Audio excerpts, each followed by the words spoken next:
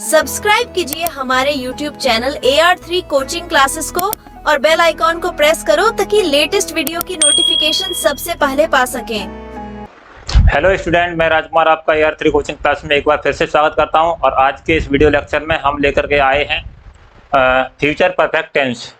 और ये future perfect tense का पार्ट सेकंड है। ठीक है, पार्ट फर्स्ट में हमने एफर्मेटिव और नेगेटिव सेंटेंस क्लियर कर दिए हैं और फ्यूचर परफेक्ट टेंस की पहचान। ठीक है, अब पार्ट सेकंड में हम पढ़ेंगे इंट्रोगेटिव सेंटेंस। इंट्रोगेटिव सेंटेंस, तो देखिए यहाँ पर इंट्रोगेटिव सेंटेंस के लिए जो स्ट्रक्चर्स या संरचनाएं मैं लिखूंगा तो वो दो तरह की होंगी। एक तो सिंपल सेंटेंस के लिए होगी और एक कॉम्प्लेक्स सेंटेंस के लिए। तो ध्यानपूर्वक संरचनाओं को समझिए, ठीक है। और उसके बाद हम कुछ उदाहरणों के द्वारा बताएंगे कि कैसे इन्हें ट्रांसलेट किया जाता है। ठीक है, तो पहले फर्स्ट टाइप, इंट्रोगेटिव सेंटेंस कितने प्रकार के होते हैं? दो प्रकार के होते हैं। फर्स्ट टाइप, ठीक है, फर्स्ट टाइप में लिखें यदि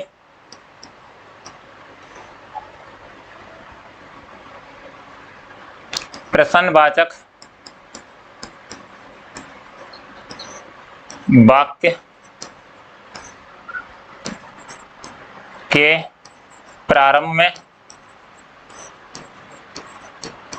क्या शब्द आया हो, क्या शब्द आया हो तब। तो यदि प्रश्नवाचक वाक्य के प्रारंभ में क्या शब्द आया हो, और क्या शब्द आया है तो उसके लिए हम क्या लेके आते हैं? संरचना। देखिए, तो मैं सिंपल सेंटेंस के लिए संरचना लिख रहा हूं। ठीक है, ये किसके लिए है? सिंपल सेंटेंस के लिए। अब अगर आपने पहली वाली वीडियो नहीं देखी है तो वहां से आप इसे देख लीजिए, सिंपल सेंटेंस की। तो उसके लिए संरचना क्या हो जाएगी?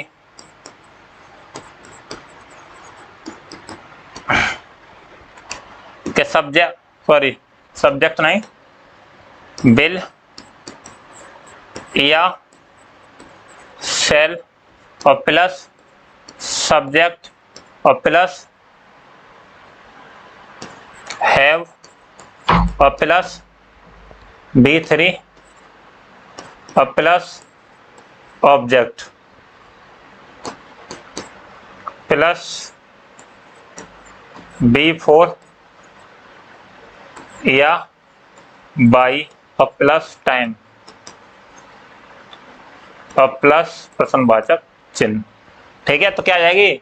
सिंपल सेंटेंस के लिए विल या shall plus subject plus have plus B3 plus object plus B4 या B4 प्लस या फिर बाई प्लस टाइम। ठीक है, इसके साथ में।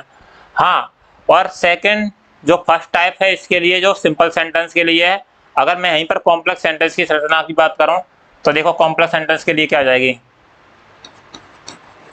कॉम्प्लेक्स सेंटेंस जिसमें दो वाक्य होते हैं, ठीक है, उनके लिए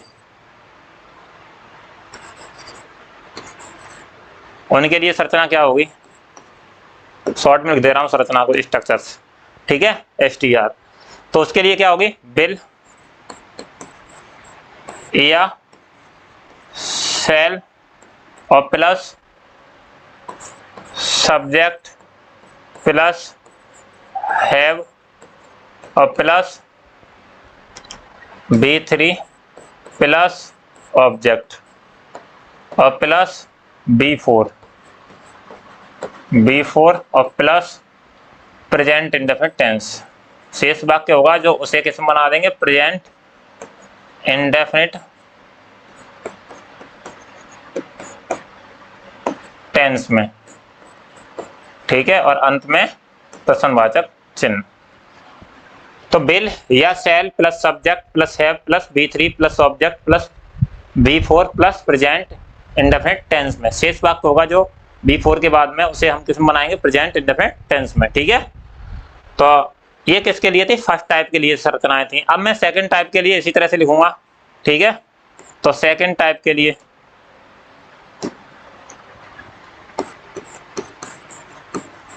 सेकंड टाइप क्या होता है?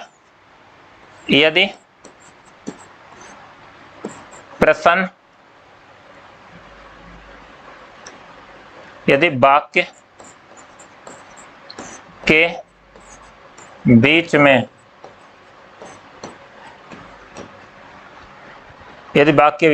प्रश्नवाचक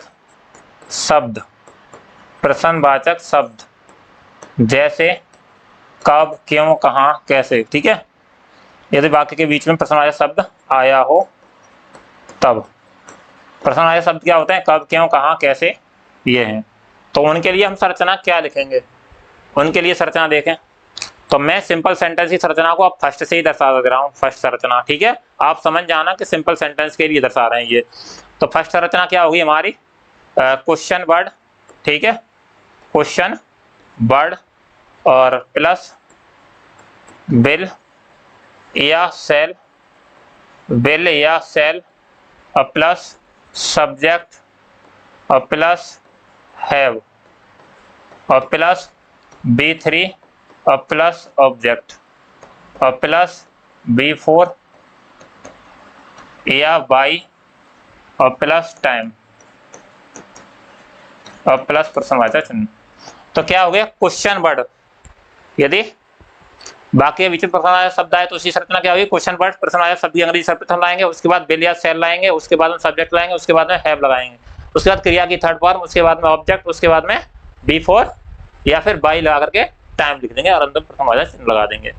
हाँ, कॉम्प्लेक्स सेंटेंस के लिए संरचना क्या हो जाएगी? तो मैं सेकंड नंबर दिखा दे रहा हूँ, कॉम्प्लेक्स सेंटेंस जो दो वाले वाक्यों के लिए क्या होगी?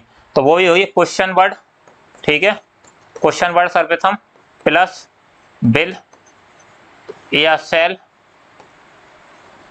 प्लस सब्जेक्ट और प्लस हैव और प्लस B3 प्लस ऑब्जेक्ट और प्लस B4। तो क्या हुई? क्वेश्चन वर्ड प्लस बिल या shall plus subject plus have plus B3 plus object plus B4 और प्लस शेष वाक्य होगा उसे किसे बना देंगे हम? प्रेजेंट इंडेफिनिट टेंस और अंत में प्रश्नवाचक चिन्ह। अंत में क्या लगा देंगे हम? प्रश्नवाचक चिन्ह लगा देंगे, ठीक है, अंत में प्रश्नवाचक चिन्ह। तो क्वेश्चन वर्ड प्लस बिल या shall plus subject plus B3 have plus B3 plus object plus B4 plus present indefinite tense. तो प्रेजेंट इंडेफिनिट टेंस के साधारण वाक्य में बनाएंगे, ठीक है। तो ये हमारी संरचनाएं होंगी। अब हम देख लेते हैं इन्हीं के आधार पर सेंटेंसों को, ठीक है। स्क्रीनशॉट लेना चाहते हो तो आप स्क्रीनशॉट ले सकते हो। ले लिया? देखें भाई, क्या सोमवार तक यह ट्रेन मुंबई पहुंच चुकेगी? देखो क्या से प्रारंभ हो रहा है और सिंपल सेंटेंस है क्योंकि एक ही वाक्य है इसमें, ठीक है। तो देखो सोमवार तक ट्रेन, यह ट्रेन के साथ में बिल आएगी या सेल आएगी? तो बिल आएगी, तो बिल दिस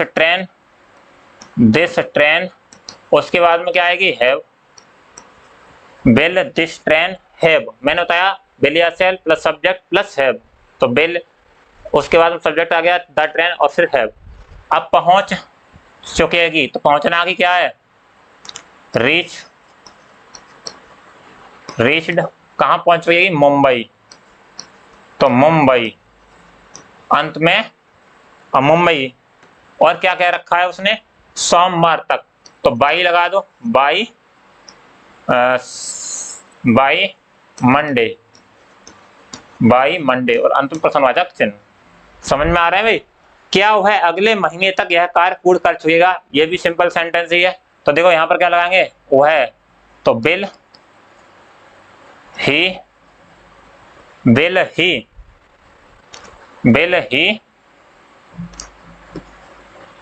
उसके बाद में have, bill he have, sorry,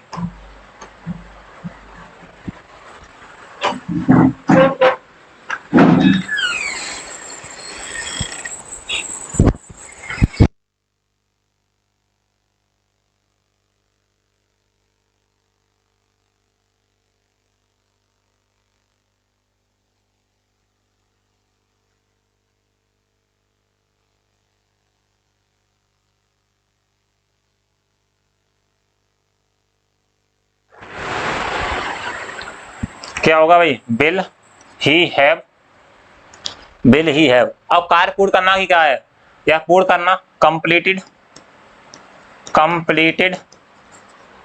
तो विल ही हैव कंप्लीटेड क्या कार्य, यह कार्य, तो दिस वर्क, दिस वर्क।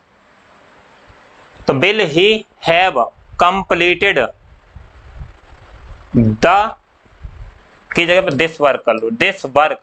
अब कह रहा है अगले महीने तक, तो by next month, by next month, by the next month review. ठीक है, तो will he have completed this work by the next month. Next है, क्या मेरे स्कूल पहुंचने से पहले मास्टर साहब पहुंच चुकेंगे।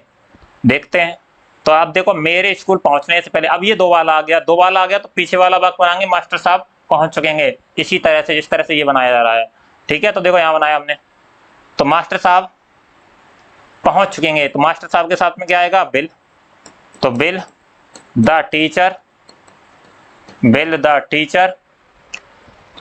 उसके बाद में क्या लगाते हैं, हैव। पहुंचना की क्या है, रीच।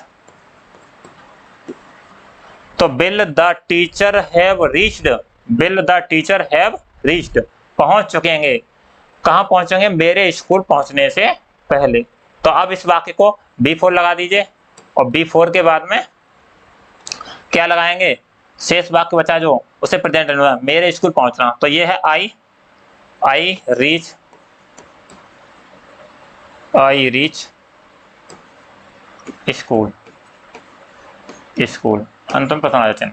तो क्या बना भाई, bill the teacher have reached, एक शेष वाक्य जो पीछे वाला था वो इस तरह से, उसमें बिल या सेल का प्रयोग, उसके बाद सब्जेक्ट, उसके बाद में हैव प्लस क्रिया की थर्ड फॉर्म का प्रयोग करेंगे। और B4 लगाने के बाद में जो शेष वाक्य होगा उस वाक्य को प्रेजेंट इंडेफिनिट टेंस के एफर्मेटिव वाक्य की तरह ही बनाएंगे। ठीक है, अब देखें, क्या वर्षा समाप्त होने से पहले वह घर पहुंच चुका होगा।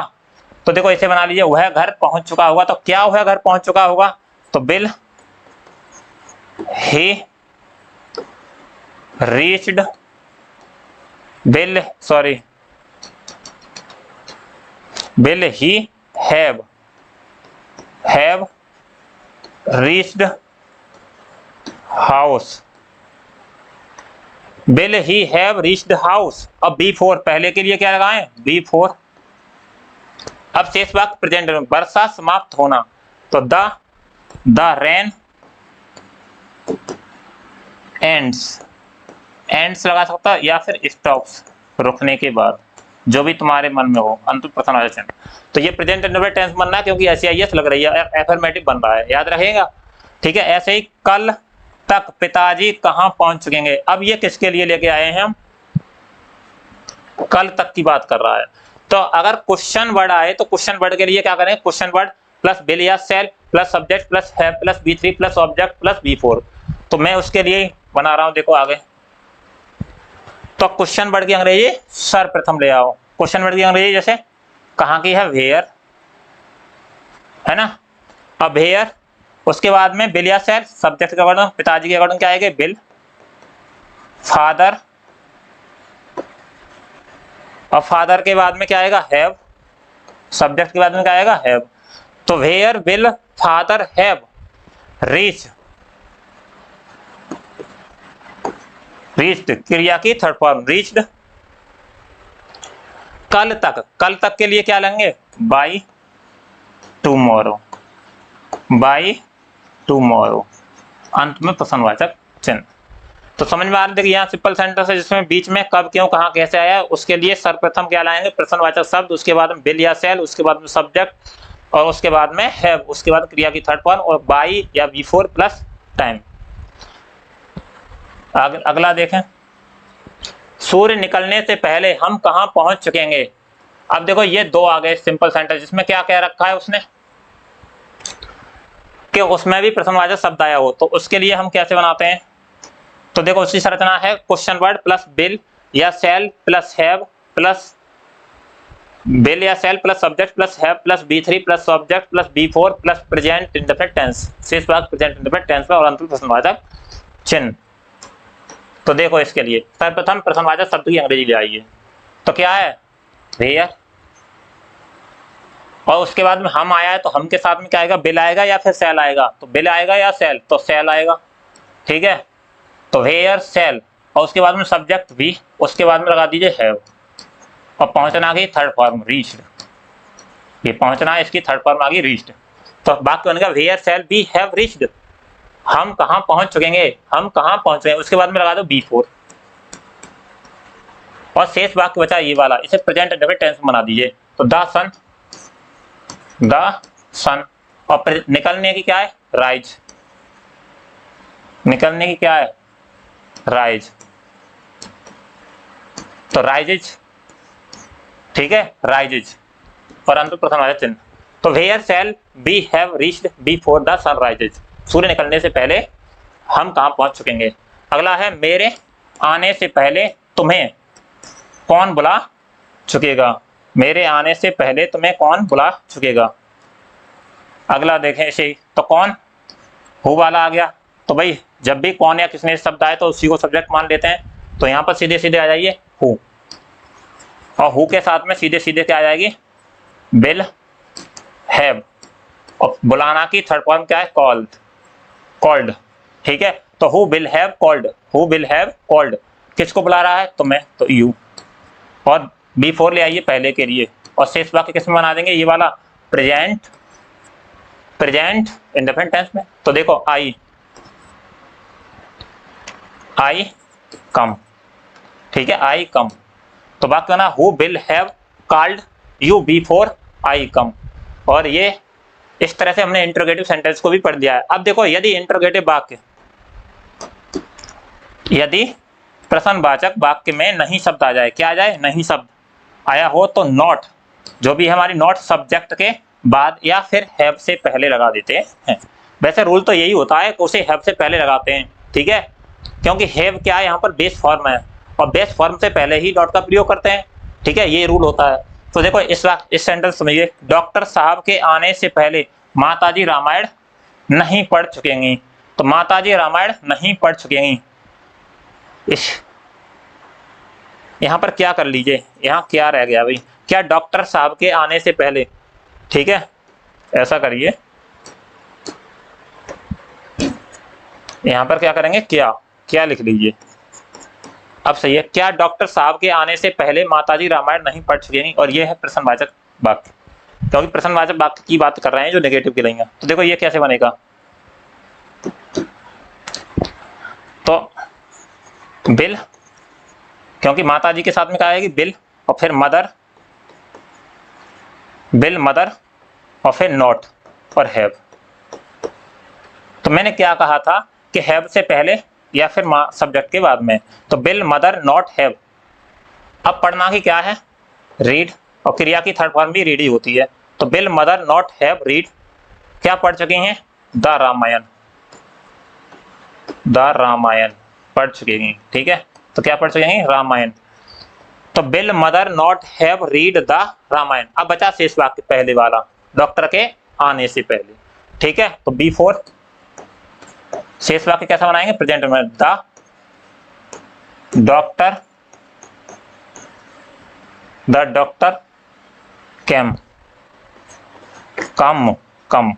जो अंत प्रश्नवाचक चिन्ह। तो इस तरह से हमने इस टेंस को क्लियर कर लिया है, ठीक है। कौन सा सेंटेंस चल रहे थे ये, कौन सा टेंस चल रहा था ये, तो ये चल रहा था तुम्हारा interrogative part future perfect tense का, जो सेकंड पार्ट था, और फर्स्ट पार्ट को हमने भी क्लियर कर लिया है। तो इस तरह से हम फ्यूचर परफेक्ट टेंस के सारे वीडियो बना चुके हैं, और नेक्स्ट टेंस हम लेकर के आएंगे फ्यूचर परफेक्ट कंटिन्यूअस टेंस। धन्यवाद।